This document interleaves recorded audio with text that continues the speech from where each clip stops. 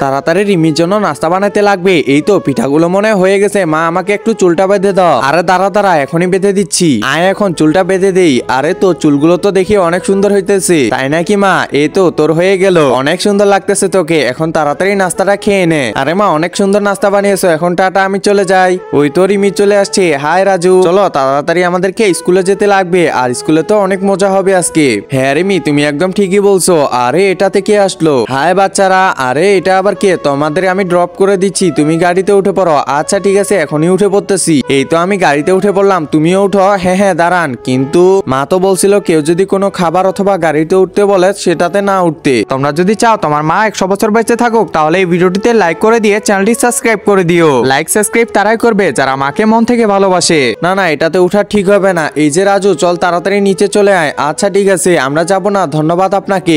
আরে বাহ, আজকালকার ছেলেমেয়েরা তো দেখি ভালোই চালাক হয়ে গেছে।